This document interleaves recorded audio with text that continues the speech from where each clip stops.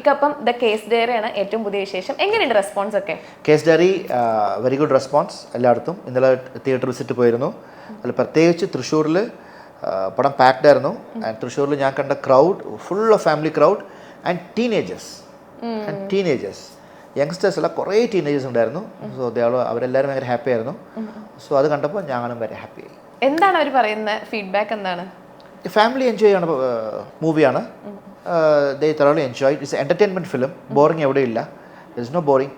വന്നിരുന്നാൽ പിന്നെ full of entertainment, fight, action, കുറേ action ഉണ്ട്. അതുകൊണ്ട് പിള്ളേർക്ക് ഇഷ്ടപ്പെടും. So throughout an action movie with family drama. Okay. ഇക്കാൻ എനിക്ക് തോന്നുന്നു ഞാൻ ലാസ്റ്റ് ടൈം കണ്ടത് കഴിഞ്ഞ വർഷം തീറ്റ മത്സരം ഉണ്ടായിരുന്നില്ലേ?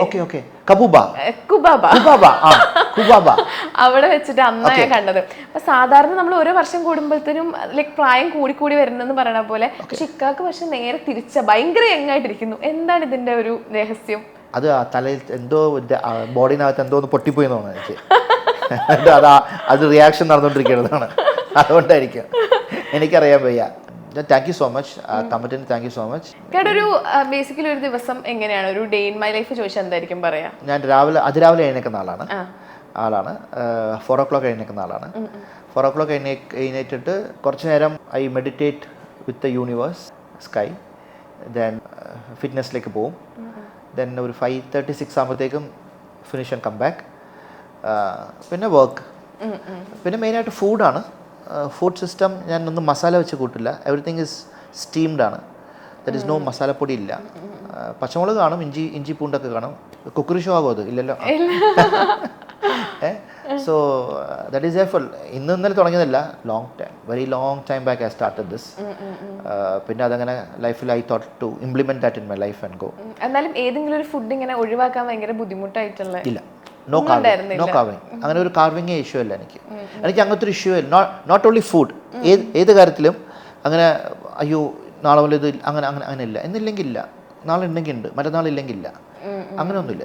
അപ്പം 2003 ഇറങ്ങിയ ബാലേട്ടനാണ് ഭയങ്കര ഒരു ബ്രേക്ക് ത്രൂ തന്നത് അല്ലെ സൗത്ത് ഇന്ത്യയില്? അപ്പൊ അന്ന് ആ ഒരു മൂവി കമ്മിറ്റ് ചെയ്യാനുണ്ടായിരുന്ന ഒരു റീസൺ ചോദിച്ചാൽ എന്തായിരിക്കും പറയാ? അതിന് കുറെ റീസൺസ് ഉണ്ട്. അവരാണ് ദേ കോൾ മീ. അവര് എൻ്റെ ഒരു തമിഴ് സിനിമയുടെ റണ്ണിങ് ആയിരുന്നു, രമണ എന്ന് പറഞ്ഞിട്ട്, വിജയകാന്ത് സാറിൻ്റെ പടം റണ്ണിങ് ആയിരുന്നു. സോ ആ സിനിമ കാണാൻ വേണ്ടി പറഞ്ഞു വിട്ടത് ഡയറക്ടർ തുളസിദാസ് സാറായിരുന്നു. എന്നുവെച്ചാൽ അതിലൊരു അസിസ്റ്റന്റ് ഡയറക്ടർ തുളസിദാസ് സാറോട് പറഞ്ഞു, ഇങ്ങനത്തെ ഒരാളാണ് ഞങ്ങൾ തേടിക്കൊണ്ടിരുന്നത്, ആളെ കിട്ടിയിട്ടില്ല. അപ്പോൾ പുള്ളി പറഞ്ഞ് മേ ബി നിങ്ങൾ നോക്കുന്ന ആൾ ഈ രമണയിലുള്ള പടത്തിൽ മേ ബി ഉണ്ട്, ഒന്ന് കണ്ടുനോക്ക്, റിയാസ് ഖാനാണ്, കണ്ടുനോക്ക് എന്ന് പറഞ്ഞ്. അങ്ങനെ ഒരു ഉച്ചയ്ക്ക് പോയി കണ്ട് അങ്ങനെ ഫിക്സ് ആയ പടമാണ് ബാലേട്ടൻ. കിട്ടിയിട്ട് ഞാൻ വേണ്ടെന്ന് പറഞ്ഞു. ഇത് അവരോടൊന്നും അല്ല, എൻ്റെ അമ്മേനോട്. അമ്മയുടെ അടുത്ത് നിന്ന്, അമ്മ ഞാൻ ഈ പടം ചെയ്യില്ലെന്ന്. അമ്മ പറഞ്ഞു ഒറ്റയടി, എന്ത് മണ്ടത്തിലാണ് അമ്മ, എനിക്ക് മലയാളം അറിയില്ല, മലയാളം വായിക്കാൻ അറിയില്ല, സ്ക്രിപ്റ്റ് എങ്ങനെ വായിക്കും, മുമ്പിൽ നിൽക്കുന്ന ആരാണെന്നറിയോ, ആ സാറ് മുമ്പ് ഞാൻ എങ്ങനെ നിൽക്കും, ഇത്രയും തമിഴ് പടമൊക്കെ ചെയ്തില്ലേ, ഞാൻ അതും പോയി ചെയ്തിട്ട് വന്നു പറഞ്ഞു. അങ്ങനെ അമ്മ പറഞ്ഞോണ്ടാണ് അന്ന് ബാലേട്ടൻ എടുത്തത് അല്ലേ? അങ്ങനെ. എന്നിട്ട് അതിലും ഫസ്റ്റ് ഡേ ഒറ്റപ്പാലത്ത് ഷൂട്ടിങ്ങിൽ എനിക്ക് ദേവ്യാനീനെ അറിയാം, because we have work together. മോളിൽ ഇങ്ങനെ പഠിക്കട്ട് ബാലേട്ടൻ്റെ വീടില്ലേ, ആ വീട്ടിൽ ഷൂട്ടിങ്, മോളിൽ റൂമൊക്കെ ഉണ്ട്. അപ്പോൾ ഞങ്ങളവിടെ ഇരിക്കുകയായിരുന്നു. അപ്പോൾ ഒരു അസിസ്റ്റന്റ് ഡയറക്ടർ വേഗം ഓടി വന്നിട്ട് ഇങ്ങനെ ഒരു പേപ്പർ വന്നിട്ട് പോയി, സ്ക്രിപ്റ്റ് ഇത് സീൻ പേപ്പർ. ഏഷ്യനെന്നറിയോ, ക്ലൈമാക്സിൻ്റെ ബിഫോർ, ഫൈറ്റിൻ്റെ ബിഫോർ പെണ്ണ് കാണാൻ വരും ഞാൻ. അതാണ് ഫസ്റ്റ് ഷോട്ട് പടത്തിൽ. ഇങ്ങനെ ചിരിച്ചിട്ട് വരും, വാ ബാലേട്ടാ അങ്ങനെ ചിരിച്ചിട്ട് വരും. അപ്പോൾ അതിൽ ഒരു 6-7 പേജുണ്ട്, ഡയലോഗുണ്ട്. ഇത് തന്നിട്ട് പോയി. വെച്ചാൽ ഇനി സീൻ എടുക്കാൻ ഒരു 2-3 മണിക്കൂറുണ്ട്. അപ്പോൾ ഇത് പ്രിപ്പയർ ചെയ്യാമല്ലോ എന്ന് പറഞ്ഞിട്ട് പോയി. അവിടെ ഇത് തുറന്നു നോക്കിയിട്ട് ഞാൻ വെച്ച്, മലയാളം വായിക്കാനല്ലോ, ഒന്നും വായിക്കില്ല. അടുത്ത് ദേവിയാണ്, അവർക്കും തമിഴ് അറിയില്ല, മലയാളം അറിയില്ല, ഒന്നും അറിയില്ല. ഞാനിങ്ങനെ 2 മണിക്കൂർ അപ്പോൾ താരത്ത് പോകാൻ ഷോർട്ട് ഇടുന്ന പറഞ്ഞ് ഞാനിങ്ങനെ പോയി ആരെങ്ങനെ നോക്കിയപ്പോൾ ലാൽ സാർ അടുത്തിട്ടുണ്ട്. ലാൽ സാർ ഇത് മലയാളമാണ്. എന്നിട്ട് സാറ് വന്നിട്ട് ഇരുന്നിട്ട് ആ മോനോട് പറയണ്ടേ, മലയാളം വായിക്കാൻ അറിയില്ല എന്ന് പറഞ്ഞ് അത് മംഗ്ലീഷിലാക്കി ഇങ്ങനെ തന്ന് പിന്നെ എടുത്തത്. ഓക്കെ. അതുപോലെ തന്നെ എനിക്ക് തോന്നുന്നു ജലോത്സവത്തിലാണ് ഇക്ക ആദ്യമായിട്ട് സ്വന്തം ശബ്ദത്തിൽ ചെയ്യുന്നത്. After 2-3 films, I started doing it. അത് സിബി സാറിൻ്റെ ഭാഷയായിരുന്നു ഞാനത് ചെയ്യണമെന്ന്. ബിക്കോസ് നിങ്ങളിപ്പോൾ സിനിമയെ കാണുന്നില്ലേ, so that is the same thing in shooting spot.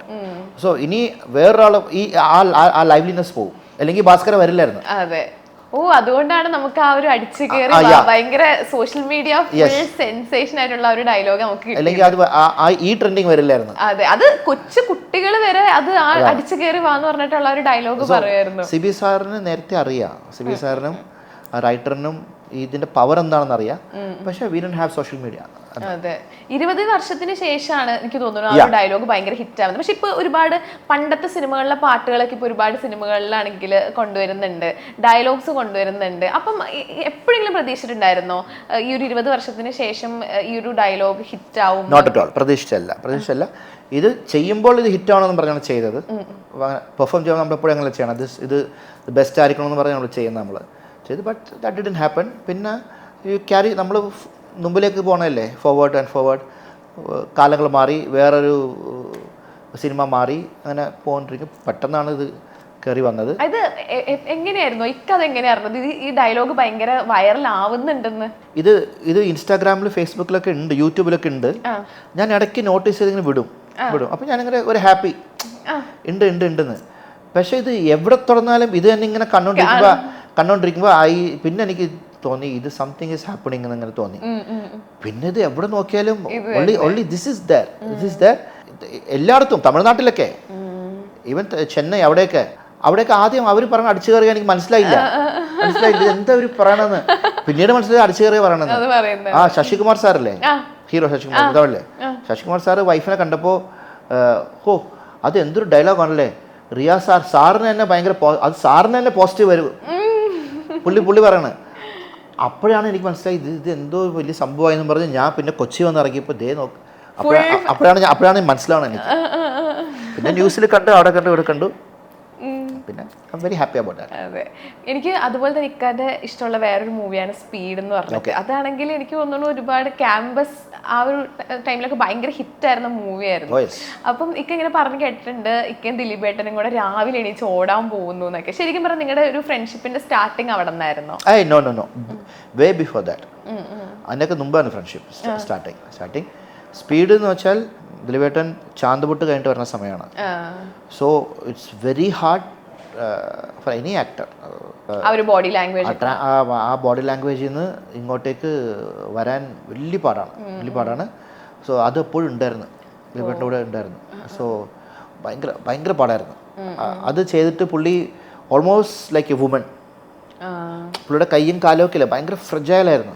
പക്ഷേ ഒന്നും തൊടാതെ ഭയങ്കര നമ്മളൊരു പെണ്ണ് കൈ കാലം തൊട്ടെങ്ങനെ ഇരിക്കും, അങ്ങനെയായിരുന്നു. അതിൽ നിന്ന് പുള്ളിക്ക് സ്പോർട്സ്മാൻ ആവണം. സോ കുറേ കഷ്ടപ്പെട്ടു. So every day morning running, stretching.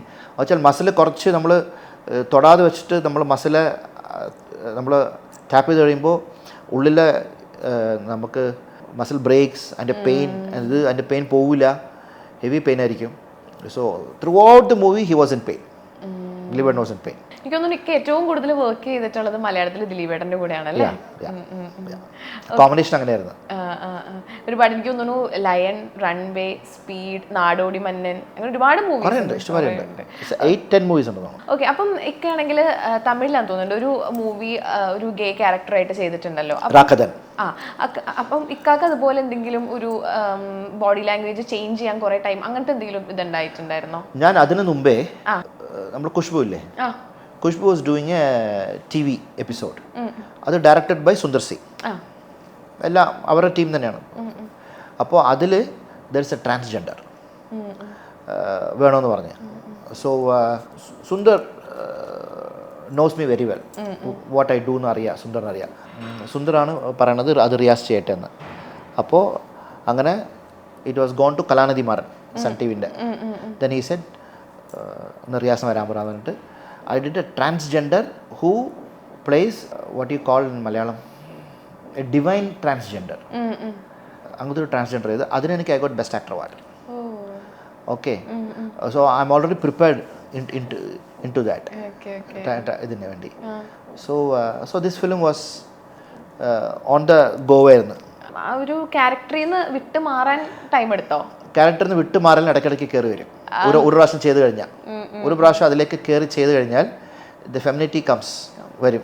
Wife പറയും മറ്റേ നിർത്തുന്ന പറയും, അത് കയറി നിർത്തുന്ന പറയും, അത് വരും. That will come. ഇതെന്താ അറിയോ, വേരിയസ് തിങ്സ് നമ്മൾ മനസ്സുള്ളാറും കൊണ്ട് നമ്മൾ കോമിക്കലായിട്ട് കുറേ ചെയ്യും. അത് കോമിക്കലായിട്ട് ചെയ്യുമ്പോൾ ദാറ്റ് ടക്കെന്ന് കയറി വരും.